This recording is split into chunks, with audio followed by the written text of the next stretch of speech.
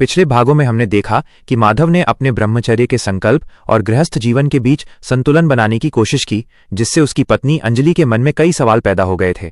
आज का घटनाक्रम 1। अंजलि का मौन विद्रोह। भाग 206 की शुरुआत अंजलि की खामोशी से होती है। वो माधव के लिए भोजन तो बनाती है, लेकिन उससे नजरें नहीं मिलाती। माधव महसूस करता है कि उसके कठोर अनुशासन ने अंजलि के हृदय में एक ऐसी दूरी पैदा कर दी है जिसे भरना अब आसान नहीं है। 2। गुरुजी का आगमन। दोपहर के समय घर पर माधव के आध्यात्मिक गुरु का आगमन होता है। माधव को उम्मीद थी कि गुरुजी उसके संयम की प्रशंसा करेंगे, लेकिन गुरुजी ने उसे एक नया पाठ पढ़ाया। उन्होंने कहा, माधव, ब्रह्मचर्य केवल देह का त्याग नहीं है, बल्कि अपने कर्तव्यों के प्रति पूर्ण न्याय करना भी है।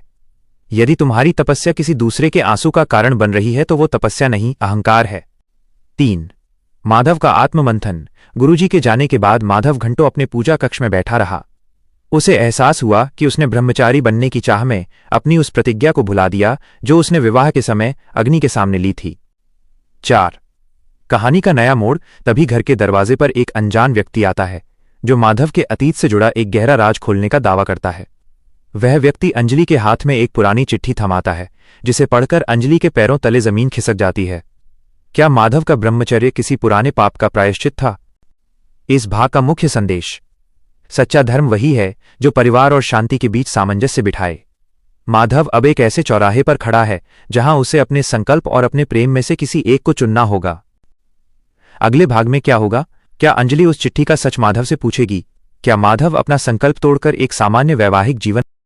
पति ब्रह्मचारी जैसी लंबी कहानियों या धारावाहिकों के 200 से अधिक भागों का सटीक विवरण उपलब्ध होना थोड़ा कठिन है, क्योंकि ये अक्सर विशिष्ट क्षेत्रीय साहित्य, रेडियो नाटकों या ऑनलाइन उपन्यासों का हिस्सा होते हैं।